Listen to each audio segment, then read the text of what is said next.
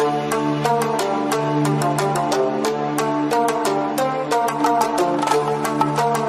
the name of Allah, the most gracious and the most merciful, my name is Saim Shahzad and I am here for your preparation of MD-CAT. Students, बहुत से students ने मेरे से ये question किया है कि हम लोग MCQs टाइप पेपर को कैसे करें, हमें उसके करने का तरीका बताएं, उसके जो हैक्स हैं, उसके अंदर जो टिप्स हैं वो आप बताएं कि हम कैसे एक MCQs के पेपर को सॉल्व करें। तो इसके अंदर ना सिर्फ MD-CAT बल्कि मुख्तलिफ जितने भी कम्पिटेटिव एग्जाम्स आजकल होते हैं उसके अंदर MCQs ही यूज़ होते हैं और मैक्सिमम स्टूडेंट जो हैं वो उसमें उस हद तक कामयाब नहीं होते जितना उनको होना चाहिए। तो उसके लिए कुछ इंपॉर्टेंट पॉइंट्स हैं जो साइकोलॉजिकली एक पर्सन जो पेपर बनाता है उसको हम डिस्कस करेंगे कि कैसे एक जो एग्जामिनर है वो पेपर को सेट करता है, उसके MCQs को, उसके ऑप्शंस को कैसे सेट करता है, उसको हम डिटेल से देखेंगे कि क्या पॉइंट्स हैं जो स्टूडेंट के लिए समझना ज़रूरी है और जब पेपर को आपने अटेम्प्ट करना है तो उस दौरान किन किन चीज़ों का आपके जहन में होना ज़रूरी है MCQs टाइप पेपर में, चाहे वो MD-CAT का पेपर है, चाहे वो E-CAT का पेपर है, जो भी पेपर है कॉम्पिटिटिव टेस्ट है जिसके अंदर MCQs यूज हो रहे हैं, तो उसमें किन किन चीज़ों का ख्याल रखना ज़रूरी है। आज हम 5 पॉइंट्स उनको मेनली डिस्कस करेंगे बारी बारी, जिनको आप ज़रा ध्यान से समझिएगा। सबसे पहली चीज़ है कि रिमेंबर द एग्जैक्ट वैल्यूज़। सबसे पहला इसमें MCQs टाइप पेपर में जो चीज़ याद रखने वाली होती है वो ये कि जब आप एक सिलेबस में से गो थ्रू करते हैं एक सिलेबस को, तो उसमें जो एग्जैक्ट वैल्यूज़ होती हैं, जैसा कि जी की वैल्यू है, स्मॉल जी, कैपिटल जी, पाई की वैल्यू, अंडर रूट की जो वैल्यूज़ होती हैं, मेन जो डिजिट्स होते हैं उनकी, इन चीज़ों को याद करना आपके लिए ज़रूरी है। इसके लिए एक आसान तरीका ये है कि आप एक पेज के ऊपर इन सारी वैल्यूज़ को लिखें, उसकी पिक्चर ले लें, उसको अपने व्हाट्सएप की उसके वॉलपेपर लगा लें, अपने मोबाइल का वॉलपेपर लगा लें, एक पेज बना लें एग्जैक्ट वैल्यूज़ का जो आपके सामने आता रहे। जब आपकी उस पर नज़र पड़े तो आपके जहन में वो वैल्यूज़ आ जाए, क्योंकि पूरी बुक की जो मेन वैल्यूज़ हैं वो तकरीबन 20 से 25 या 30 होती हैं जो आपके न्यूमेरिकल्स के अंदर बार बार यूज़ होती हैं पूरी बुक के अंदर। तो आप उन वैल्यूज़ को नोट डाउन करें एक पेज पे, उसकी एक पिक्चर लें और उसकी पिक्चर को अपने सामने या तो कहीं दीवार पे पेस्ट करें या अपने मोबाइल में उसका वॉलपेपर बना लें। वो आपके सामने जैसे जैसे वैल्यूज़ आती जाएंगी आपके माइंड में, वो लॉन्ग टर्म मेमोरी में वो चीज़ें सारी शिफ्ट होती रहेंगी। सबसे पहली चीज़ तो ये आप जहन में रख लें कि MCQs टाइप पेपर में एग्जैक्ट वैल्यूज़ जो हैं वो आपको ज़रूर पता होनी चाहिए और उसका याद करने का तरीका मैंने आपको बता दिया है कि वो आपके सामने आती रहेंगी तो आपको वो याद होंगी। अब आपने अपना बेहतर समझना है कि किस तरह से आप उनको याद कर सकते हैं।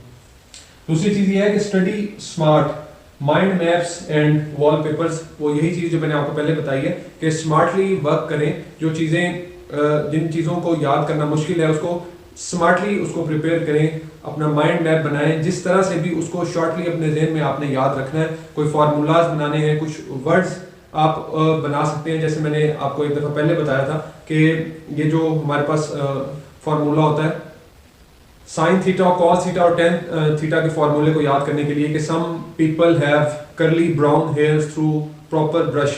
तो ये एक मैंने फार्मूला अपनी शॉर्ट्स में भी आपको बताया हुआ है। और इस तरह के फार्मूलाज जो बनते हैं उसको अपने माइंड के मुताबिक सेट करें चीज़ों को याद करने के लिए। तो अपना माइंड मैप बनाएं और वॉलपेपर्स मैंने इसलिए लिखा है कि ये एक बहुत आसान तरीका है कि अगर आप उसको पेज पे लिख के अपने सामने कहीं पे लगा लें, कुछ जो बहुत अहम फार्मूलाज होते हैं बुक में से, या आप अपने मोबाइल में उसको वॉलपेपर लगाएं ताकि आप की नज़र बार बार उन फार्मूला से पड़ती रहे, तो इस तरह आपके वो फार्मूलाज तैयार हो जाएंगे और आपके जहन से निकलेंगे नहीं।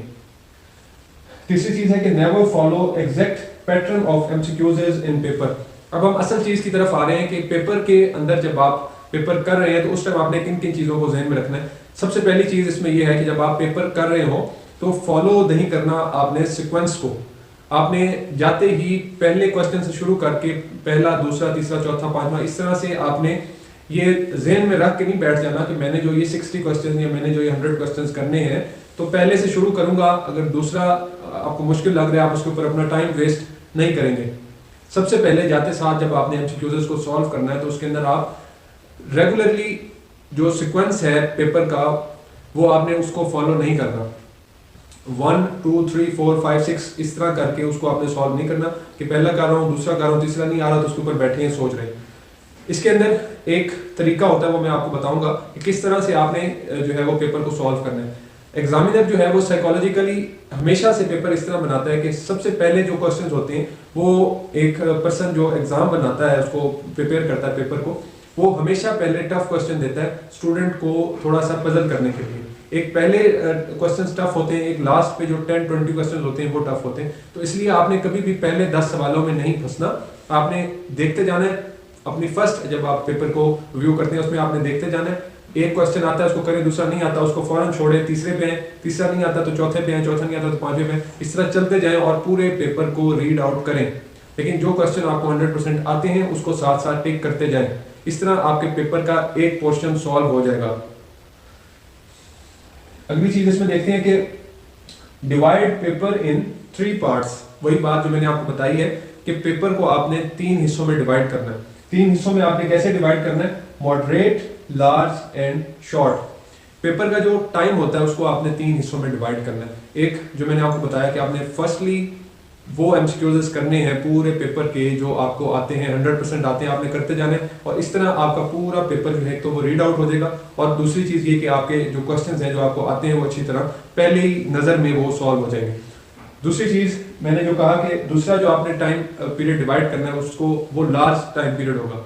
इसकी एग्जांपल इस तरह से है कि अगर हम 3 घंटे का पेपर लेते हैं तो उसमें फर्स्ट जो 40 मिनट्स हैं वो आपने थ्रू आउट रीडिंग करनी है और उसको सही तरह से जो है पेपर को हल करना है जो आपको क्वेश्चन आते हैं। उसके बाद आप 1.5 घंटा ऑलमोस्ट जो है वो आपका सेकंड फेज होगा पेपर का, जिसको मैंने लार्ज टाइम पीरियड लिखा है, यानी जो लार्ज टाइम पीरियड होगा जिसमें आपने पेपर को हल करना है। और तीसरा जो आपका टाइम पीरियड होगा वो शॉर्ट होगा।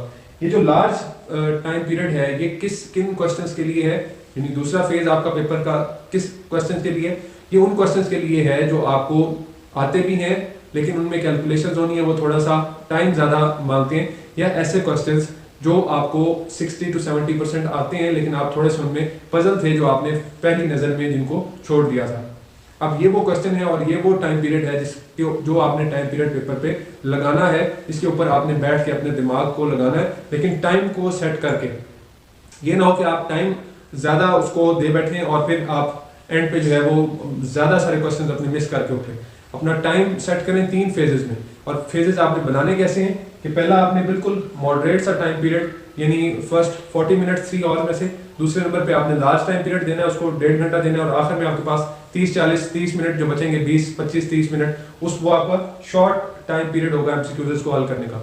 इस दरमियान वाले अरसे में आपने सारी कैलकुलेशंस करनी है, वो क्वेश्चन जो आपको थोड़ा सा पजल कर रहे थे आपने उन सारे क्वेश्चंस को देखना है। और लास्ट में जो शॉर्ट टाइम पीरियड है उसमें आपने क्या करना है, उसमें आपने उन क्वेश्चंस पे आना है जो क्वेश्चंस आपको बिल्कुल नहीं आते, जिनका आंसर आपको बिल्कुल उसकी समझ नहीं आ रही उस क्वेश्चंस की, वो लास्ट पे आपने छोड़ देने हैं और फिर आपने उन क्वेश्चंस पे तवज्जो देनी है जो लास्ट पे आएंगे क्वेश्चंस।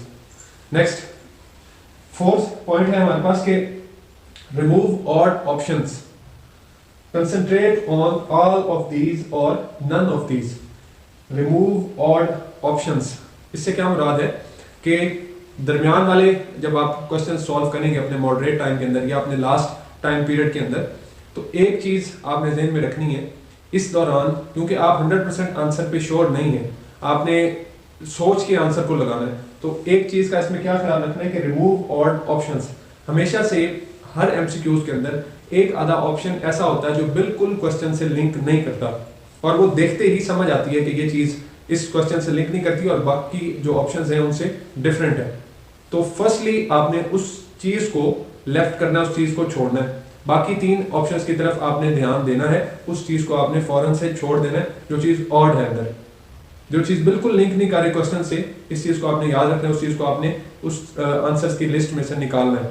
पीछे से आपके पास 3 ऑप्शंस बचेंगे और हम देखेंगे कि उन 3 ऑप्शंस को हमने कैसे हल करना है। लेकिन एक चीज आपने याद रखनी है, हमेशा जब भी एमसीक्यूज के अंदर ऑल ऑफ दीज या नन ऑफ दीज यूज होते हैं तो ये जो एग्जामिनर पेपर सेट करता है वो हमेशा स्टूडेंट को ऊपर वाले जो ऑप्शंस होते हैं उनसे लिंक करने के लिए, उन देखने के लिए भी स्टूडेंट ऊपर वाले आंसर में एग्जैक्ट है या उसको पजल करने के लिए लास्ट पे ये वर्ड लिखते हैं ऑल ऑफ दीज या नन ऑफ दीज।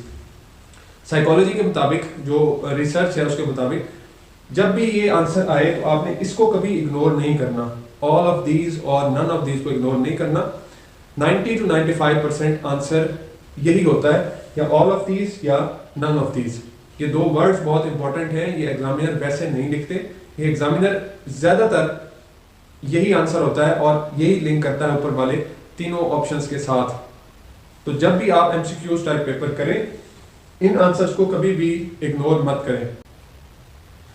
इसके बाद फिफ्थ पॉइंट मैं डिस्कस करूंगा, वो लास्ट पॉइंट डिस्कस करूंगा, जो हमारे ऑप्शंस बच जाते हैं कि हमने उनमें से कैसे आंसर को हमने सिलेक्ट करना है, वो लास्ट पे डिस्कस करते हैं।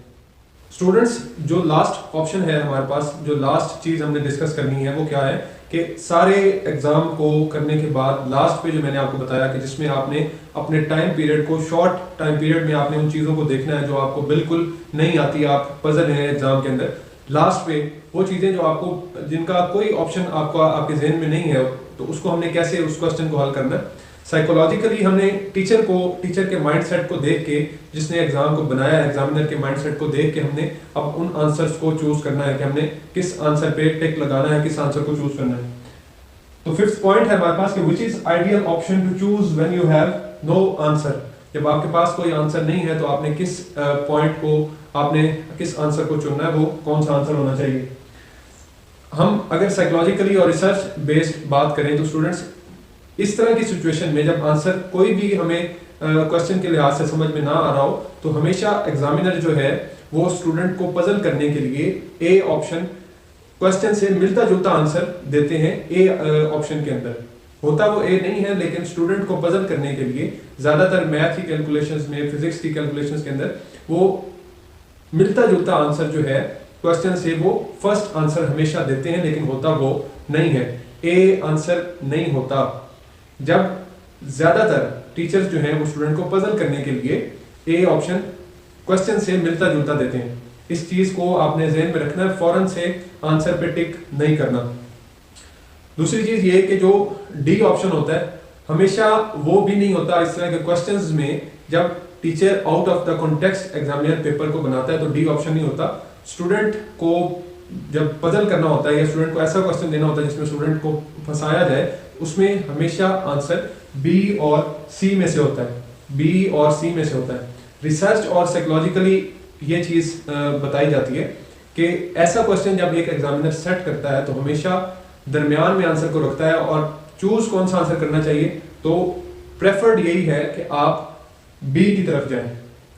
ऐसे क्वेश्चंस जिसमें आपको बिल्कुल 100% उसके आंसर का नहीं पता, ऐसे क्वेश्चन के आंसर के लिए आप बी की तरफ जाएं, बी ऑप्शन को सिलेक्ट करें, ए ऑप्शन और डी को सिलेक्ट ना करें, बी को सिलेक्ट करें। बी ऑप्शन रिकमेंडेड है through research, through psychological research, कैसे एग्जामिनर पेपर को सेट करता है एक्सट्रीम कंडीशंस के अंदर, कॉम्पिटिटिव एग्जाम्स के अंदर। तो ये चीज़ थी स्टूडेंट्स, काफ़ी रिसर्च किया है इसके बारे में, मैंने काफ़ी स्टडी किया है और चीज़ों को देखा है।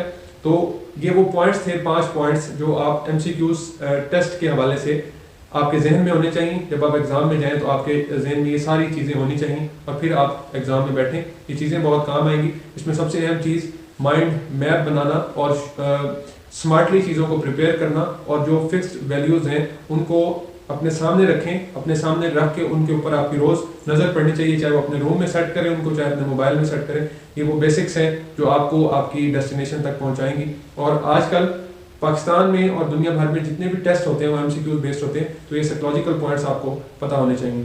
अगर आपका कोई क्वेश्चन हुआ इस हवाले से तो कमेंट सेक्शन में ज़रूर पूछिएगा। साइम के साथ को इजाज़त दीजिए। अल्लाह हाफ़िज़।